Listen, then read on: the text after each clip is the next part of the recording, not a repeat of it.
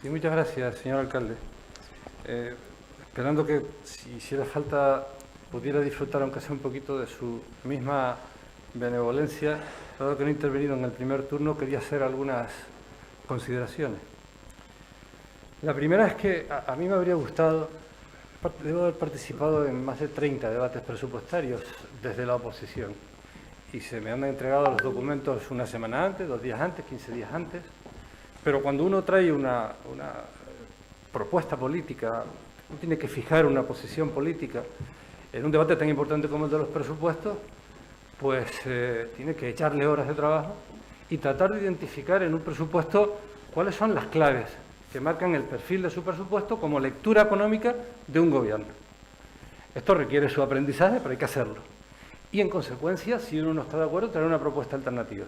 No se le puede pedir a la oposición que elabore un presupuesto, no tiene medios para hacerlo. Pero sí que traiga las bases de un presupuesto alternativo cuantificadas, cosa que hemos hecho muchos durante muchos años y las hemos entregado por escrito para que figuraran en las actas de la corporación. Porque de lo contrario puede ocurrir que con mucha gesticulación, con mucha fraseología, se ve algo que Pedro Molina decía: se aguantan las ganas de trabajar, se aguantan las ganas de trabajar. A mí me habría gustado, además, poder debatir desde el Gobierno municipal estos presupuestos con alguna de las personas que hubiera presidido esta corporación, por ejemplo, el último alcalde, o con alguna de las personas que hubieran gestionado el área de Hacienda y presupuestos. Pero eso no suele ocurrir, porque hay personas que están en la política para estar en el poder y cuando dejan de estar en el poder dejan de participar en la vida institucional en la que hay una función primordial para la calidad democrática, que es el ejercicio de las funciones de oposición.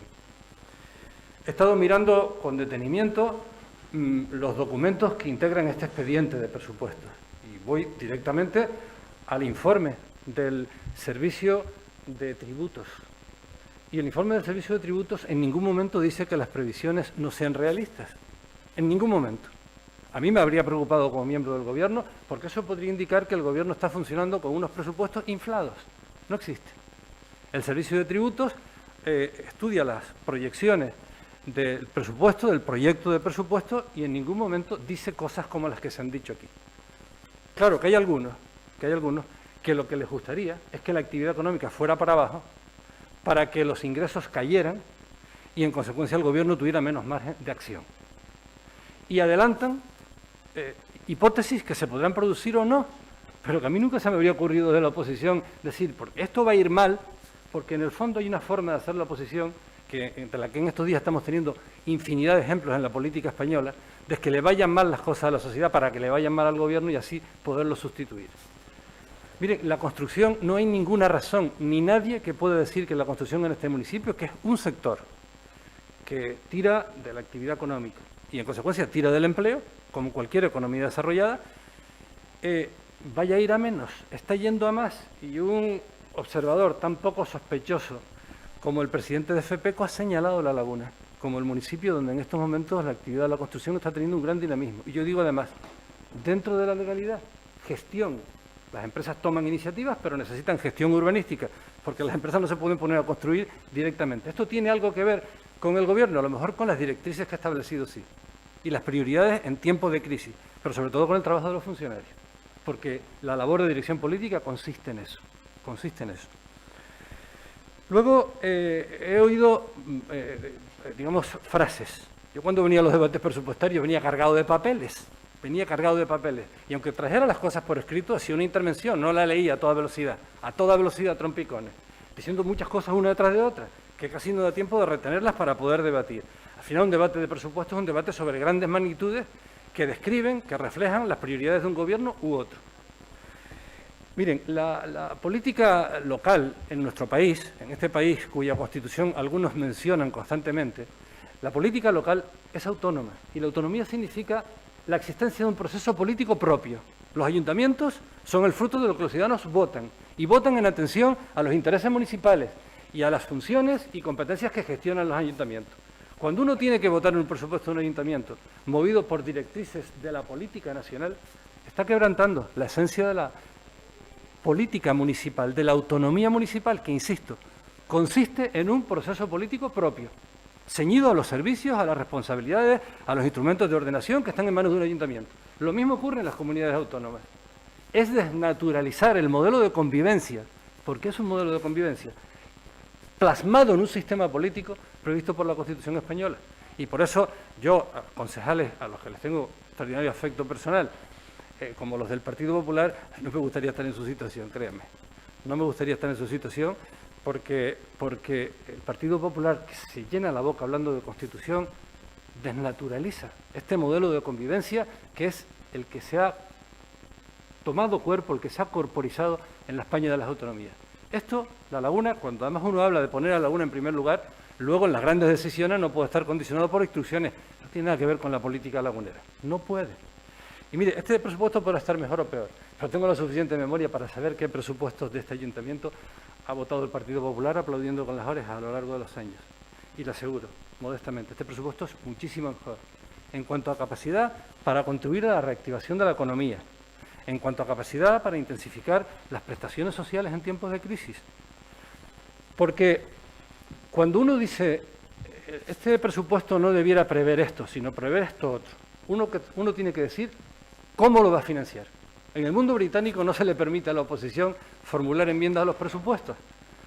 Y en el nuestro, cuando se formulan enmiendas a los presupuestos, tiene que decir, yo quiero invertir esto, pero quiero quitarlo de aquí.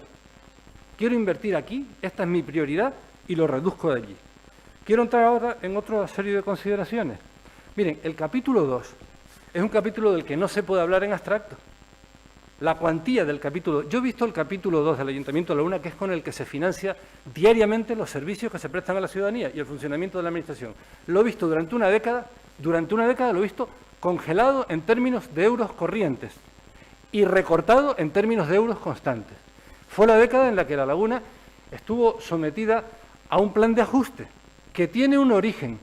No es que a La Laguna le sobreviniera una catástrofe como una erupción volcánica o una crisis económica imprevisible, no. La Laguna se tropezó a principios de la década pasada, en plena crisis económica y social, con una deuda que afloró, una deuda oculta. Y para poder pagar esa deuda, tuvo que adquirir un compromiso, que era pedir autorización al Ministerio de Hacienda para pedir a los bancos préstamos, y la devolución de esos préstamos y la carga financiera de los mismos se convertía en el pago absolutamente prioritario en la vida municipal. De forma que si La Laguna no lo hacía, el Ministerio de Hacienda, con cargo a la participación de La Laguna en los ingresos del Estado, se veía autorizado por el Ayuntamiento de La Laguna para retener esos fondos y pagar a las entidades bancarias. No era la cuantía de la deuda, era el tipo de deuda y cómo afloró. Y eso se resolvió mediante un plan de saneamiento del que ahora oigo hablar algunos como si lo hubieran prácticamente hecho ellos, aunque hoy han hecho una pequeña disquisición, lo hicieron los contribuyentes. Mire, yo estoy dispuesto a que no hablemos del pasado, pero si hablamos del pasado, no selectivamente, no trucadamente. Entonces hablamos de todo. Aquí se puede hablar del pasado cuando algunos dicen que los proyectos que se están ejecutando eran de Coalición Canaria, pero cuando vamos a hablar del pasado, dicen, no hable del pasado, no haga de oposición a la oposición. Miren, vamos a hablar en un debate con todas las armas dialécticas, porque esta es la limpieza del juego. Esta es la limpieza del juego. Con el capítulo 2... Señor Pérez, le facilito los 2 minutos que también tuvo el señor Gómez. Con el capítulo 2 hay que hacer un análisis cualitativo. No es lo mismo incrementar el capítulo 2 para dedicarlo a finalidades superfluas que para dedicarlo a financiar y robustecer servicios municipales, por ejemplo, en materia social. No es lo mismo. No es lo mismo utilizar la contratación menor dentro de la legalidad, que requiere consignación presupuestaria, un breve expediente en el que el concejal o la concejala dice contrátese y luego facturas, etcétera, que efectuar la contratación a dedo sin consignación presupuestaria y sin expediente. Yo vi aquí un expediente en el año 2012, 982.000 euros de contratos menores.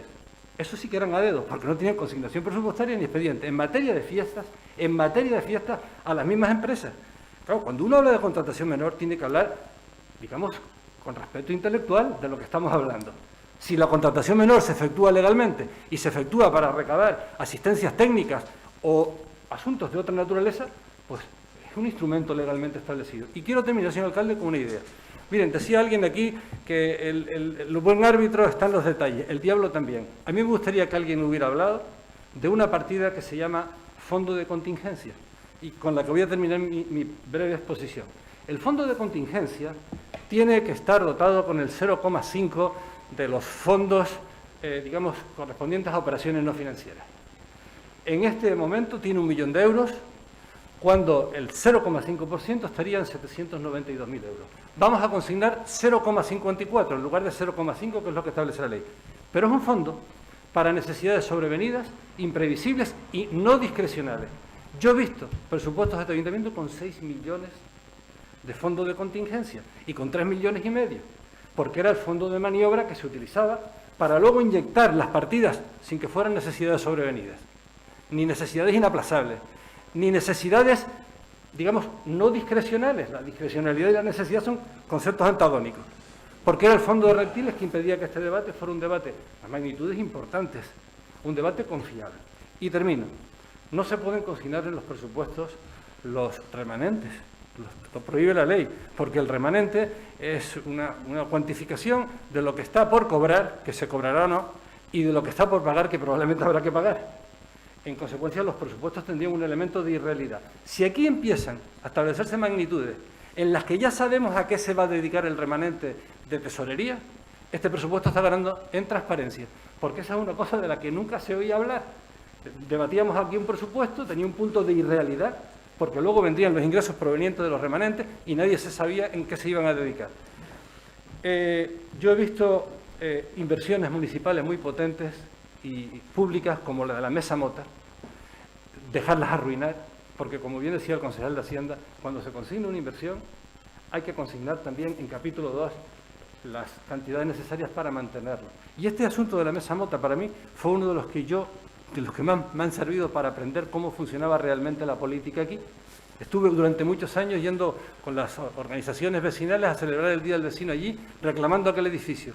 Cuando se terminó 500 millones de pesetas de las antiguas de inversión y se abandonó, dejaron de celebrarse las reuniones del Día Vecinal allí. Y yo empecé a dejar de ir a esas reuniones vecinales, porque muy listo uno no es, pero muy tonto tampoco. Muchas gracias, señor alcalde. Muchas gracias, señor Pérez. Señor Ascanio, tiene usted la palabra. Sí, Pérez, por alusiones, señor alcalde. Quiero hablar por alusiones un minuto. Pero espere. ¿En qué sentido? ¿Alusiones? Se las explico. Me dice que cuando se hable de contratos menores se debe de hablar con un respeto intelectual. Señor Gómez, tiene que ser... No, espere un segundo. No hace falta que intervenga, señor Pérez. Señor Gómez, por alusiones tiene que tener un contexto en el que usted haya sido señalado. En este momento no se le ha nombrado. Usted se ha dado por aludido porque ha querido. El único que ha hablado en este ayuntamiento de contratos menores y que tiene un procedimiento en tal sentido soy yo. Y si dice que se debe de hablar de los mismos con respeto intelectual y me mira a la cara, pues me dirá usted de qué estamos hablando. Señor Gómez, señor Pérez, un segundo, con todo mi respeto. Vale. Son muchos los concejales y las concejales que han hablado de contratación menor dentro de esta corporación. Usted no se preocupe, no ha sido aludido, en este caso no da lugar a esa intervención. Estupendo. Continúe, señor Ascanio.